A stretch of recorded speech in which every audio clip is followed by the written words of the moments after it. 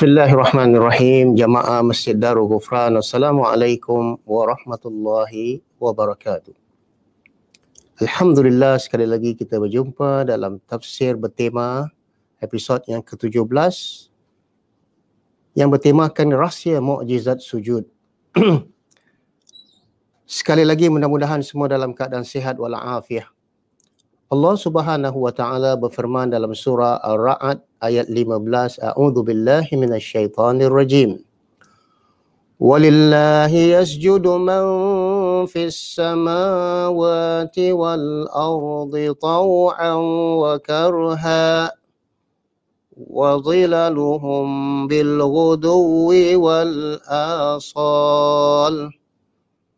Yang bermaksud hanya kepada Allah sahaja sujud patuh segala apa yang ada di langit dan di bumi, baik dengan kerelaan ataupun secara terpaksa. Dan sujud pula bayang-bayangannya di waktu pagi dan petang. Surah Ra'd ayat 15. Sidang jamaah yang dirahmati Allah, ketahuilah sujud melibatkan 5 anggota badan yang asasi yang bersentuh pada bumi ketika kita sujud, yakni yang pertama adalah dahi kita, hidung kita, kedua tapak tangan kita dan kedua lutut dan kedua ujung jari kita. Adapun tentang konsep sujud mempunyai beberapa konsep. Yang pertama, merendahkan diri.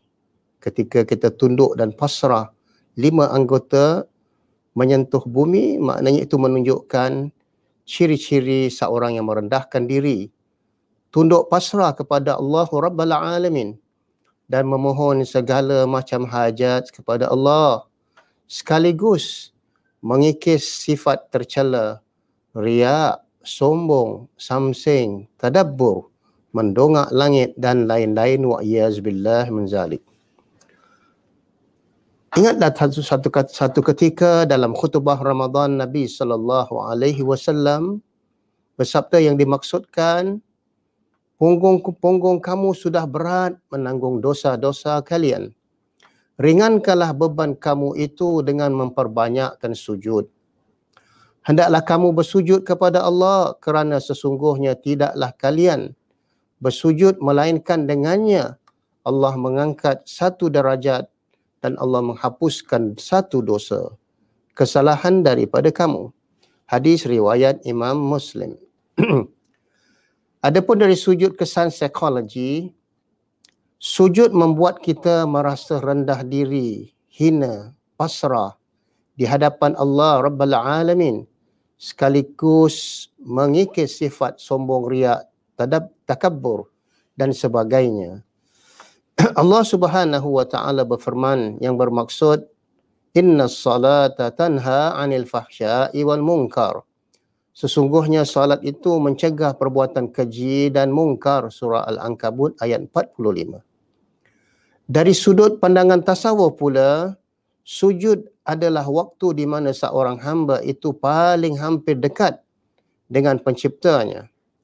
Pergerakan sujud secara lahirnya telah menunjukkan rasa menghinakan dirinya seorang hamba itu ketika di depan Rabbnya dalam keadaan menyerah diri, pasrah, berikrar dan mengaku bahawa Allah, hanyalah Engkau ya Allah, Tuhan yang layak disembah, ditakuti, dicintai dan hanya padamu sahajalah tempat berserah dan bermohon pertolongan, sebagaimana firman Allah Subhanahu wa taala, Allahus Samad.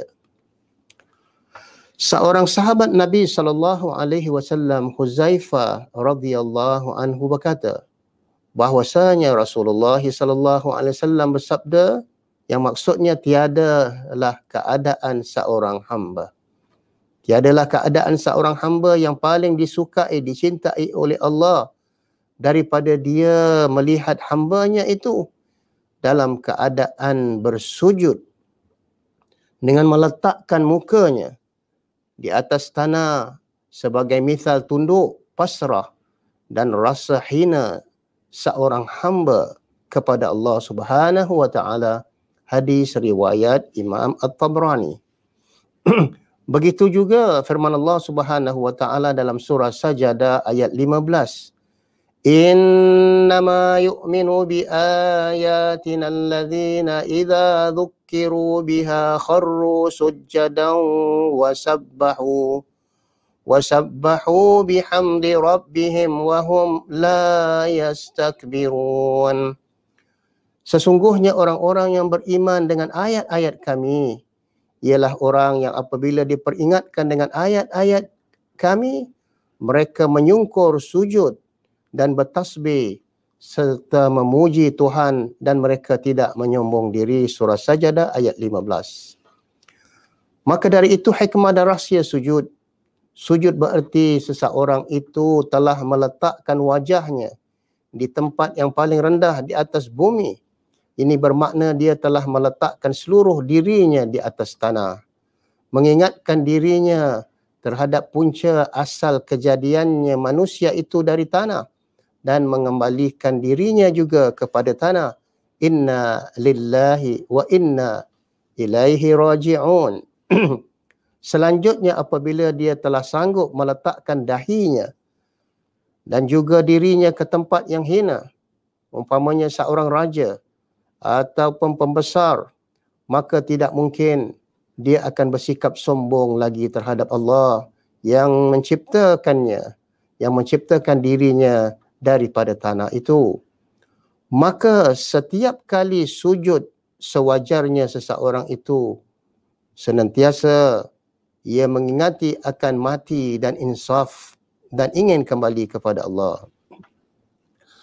Adapun sujud dari sudut faktor medis, maknanya perubatan, Dr. Fidelma Oliveira, seorang pakar PhD Neurosciences daripada St. Edward's University, akhirnya telah menjadi Muslim setelah mendapati fakta tentang manfaat sujud bagi kesihatan. Dalam kajiannya, Dr. Fidelma ditemukan bahawa ada beberapa urat saraf di dalam otak manusia yang tidak dimasuki darah. Dan urat ini hanya dimasuki darah ketika manusia itu bersujud berkali-kali di hadapan Allah dalam sehari semalam. Tetapi urat saraf itu hanya memerlukan darah untuk beberapa saat tertentu sahaja, iaitu pada waktu-waktu solat yang telah ditetapkan seperti subuh, zuhur, asar, maghrib dan isyak. Jadi siapakah yang tidak solat, maka urat ini tidak menerima darah sehingga otaknya dan tidak berfungsi, otaknya tidak berfungsi secara normal. Salah satu indikasi adalah timbulnya macam-macam gejala sosial di kalangan masyarakat yang iltizam dengan salat akhir zaman ini. Bagaimana apabila manusia itu tidak iltizam, tidak tekun dengan salat, maka sudah pasti berbagai-bagai masalah sosial sebagaimana firman Allah di dalam surah Al-Ankabut tadi, inna salata tanha anil fahsya'i wal munkar. Sesungguhnya salat itu mencegah daripada perbuatan buruk dan begitu juga perbuatan mengingkar. Kerana letaknya otak di atas, maka kata Prof. Hanbin, jantung hanya mampu menyalurkan 20% darah ke otak manusia. Maka itu perlu dibantu lagi dengan sujud yang lebih lama agar dapat menambah kekuatan aliran darah ke otak. Hal ini sesuai dengan apa yang disampaikan oleh Rasulullah SAW supaya kita sujud berlama-lama pada rakaat yang terakhir. Dan ketika itu kita sangat hampir dengan Rabbal Alamin. Sidang jamaah Masjid Darul Ghufran, rahsia-rahsia manfaat sujud berlama-lama ini adalah dapat bantu. Apabila kita sujud lama-lama, dapat bantu beberapa perkara di dalam kesihatan diri kita. Yang pertama, mencegah pening. Yang kedua, terhindarnya migrain ataupun sakit pening di sebelah kepala. Yang ketiga, menyegarkan faculty of intellectual kita, yakni otak kita, minda kita. Menajamkan akal dan fikiran. Yang kelima, menguatkan daya ingatan. Dan yang keenam, melonggarkan sistem pernafasan. Yang ketujuh, memperbaiki kandungan rahim yang terturun bagi wanita yang hamil. Dan yang ketujuh, menjaga dan menguatkan kedudukan bayi dalam kandungan. Yang ke-8, kajian telah membuktikan seorang wanita yang hamil dapat menghindarkan kandungan sungsang. Dan yang ke-9, yang menakjubkan jika kita memperhatikan bentuk saraf yang ada dalam otak kita berbentuk seperti orang yang sedang sujud. Cubalah kita lihat bagaimana keadaan otak kita benar-benar menggambarkan seolah-olah seorang yang sedang sujud di hadapan Rabbnya. Begitulah keadaan ajaibnya kalau kita memerhatikan keadaan orang yang sedang sujud di hadapan Allah Subhanahu wa Ta'ala. Dan begitu juga dikatakan dalam kajian sains, blood is supplied to the brain, face and scalp via two major sets of vessels, the right and the left common carotid arteries and the right and the left vertebral arteries. Dikatakan bahawa darah dapat supply ke otak melalui sama ada pada muka kita dan kulit kepala kita melalui dua set yang besar sama ada sebelah kanan ataupun sebelah kiri saluran arteri carotid kita yang umum. Dan sebelah kanan dan kiri vertebral arteries, mana saluran vertebral kita. Selanjutnya, the common carotid arteries have two divisions. Dikatakan bahawa pada umumnya saluran arteries carotid ini mempunyai dua division ataupun saluran, dua bahagian. The external carotid arteries supply the face and scalp with blood. Adapun saluran arteries yang luar dapat supply pada muka dan kulit kepala kita darah dengan lebih baik ketika kita melakukan sujud. The internal carotid arteries, adapun arteries yang dalaman, arteries carotid dalaman dapat supply darah ke seluruh bahagian dalaman pada cerebrum kita, yakni di dalam otak kita ketika kita sedang sujud. Di antara menurut satu kajian saintifik, hikmah sujud antara hikmah lain sujud adalah melegakan sistem pernafasan dan mengembalikan kedudukan organ ke tempat asalnya. Begitu juga mereka yang ada masalah pernafasan, semput dan sebagainya, apabila mereka melazimkan banyaknya sujud lama, insya-Allah dengan izin Allah dapat membantu sistem pernafasan dengan baik. Bernafas ketika sujud juga boleh membetulkan kedudukan buah pinggang yang terkeluar sedikit daripada tempat asalnya. Begitu juga hikmah sujud. Ada wanita yang mempunyai masalah saluran peranakannya. Jadi dengan kita sentiasa sujud, membetulkan pundi peranakan yang jatuh bagi seorang wanita. Melegakan sakit hernia ataupun burut. Dan begitu juga ada di kalangan anak dara kita yang mengalami sunggugut ketika haid. Jadi begitu juga ketika dia dalam keadaan bersih itu, dia digalakkan supaya banyak sujud kepada Allah Subhanahu wa Ta'ala agar ketika dia mengalami haid maka dia tidak akan mengalami sakit senggugut. Begitu juga ia melegakan paru-paru daripada ketegangan dan mengurangkan kesakitan pada pesakit appendix ataupun limpa. Masya Allah.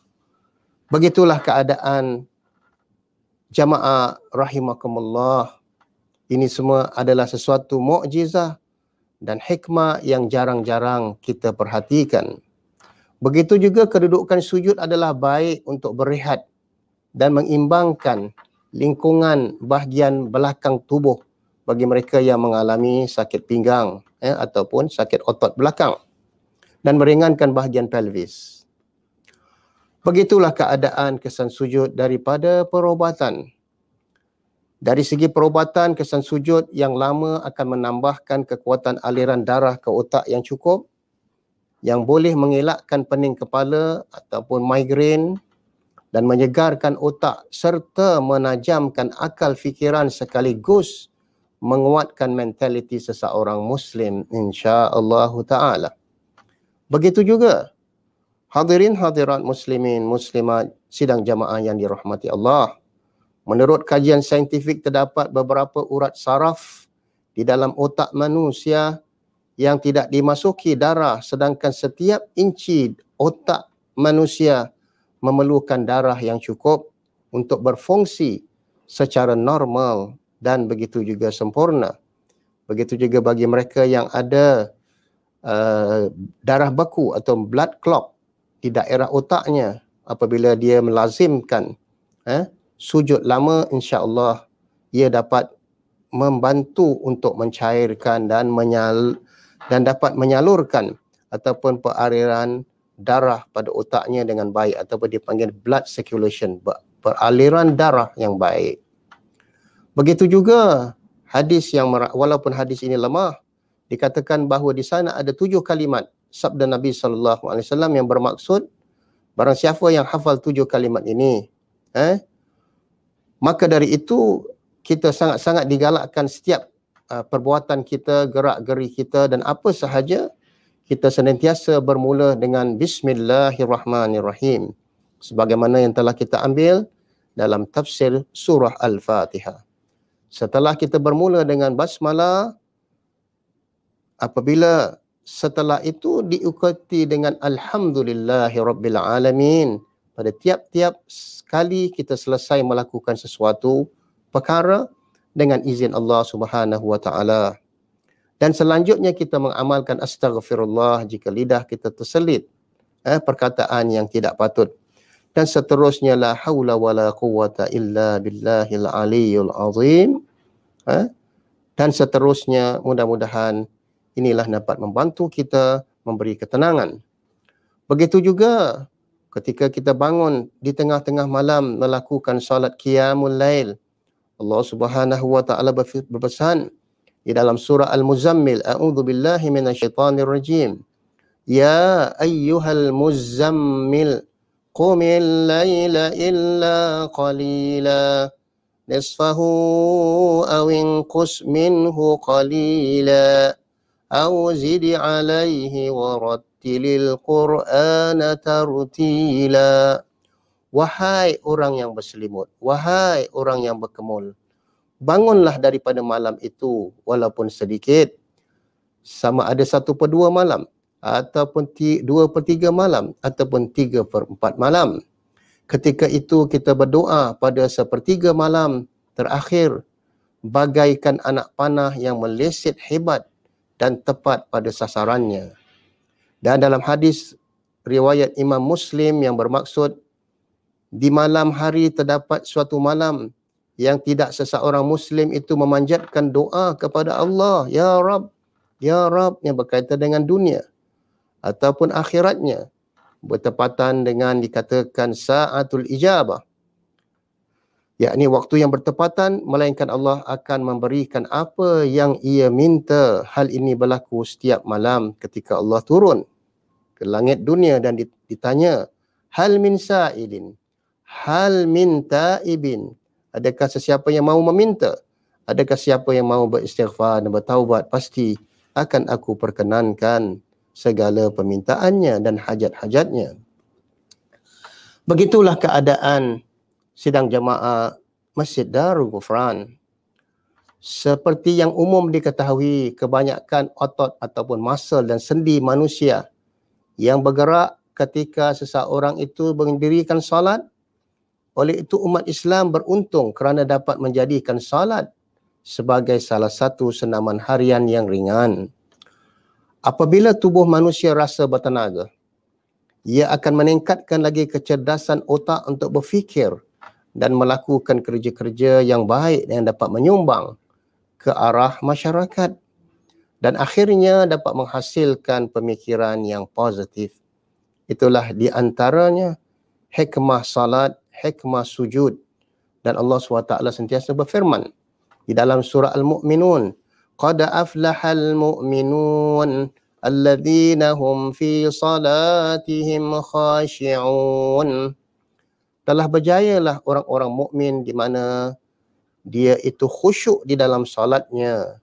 Dan begitu juga walladzina hum anil laghwi mu'ridun, dan mereka yang menjauhkan daripada perbuatan-perbuatan yang sia-sia. Justru itu solat mampu memberi ketenangan minda dan meningkatkan kesihatan mental muslim. Selain dari itu, ia mampu menghilangkan keletihan serta menjadikan seseorang itu lebih bertenaga untuk melakukan ibadah-ibadah sunat yang lain. Sebagaimana sejarah para sahabat ridwanullahu alaihim, sebenarnya waktu rehat mereka adalah ketika mereka berada salat berjemaah bersama Rasulullah sallallahu alaihi wasallam. Mereka mendapat ketenangan dengan bacaan-bacaan Al-Quran yang dibacakan oleh imam, yakni ketika itu Rasulullah SAW membacakan kepada mereka surah-surah yang panjang. Hati mereka dibawa sama sehingga mereka merasakan ketenangan dan terhibur jiwa dan ruh mereka. Ayuh, amalkanlah budaya sujud yang lama. Nescaya kita akan menjadi hamba yang sangat bersyukur dan sihat dan cergas, dan sekaligus dapat menjauhkan daripada penyakit keluh kesah.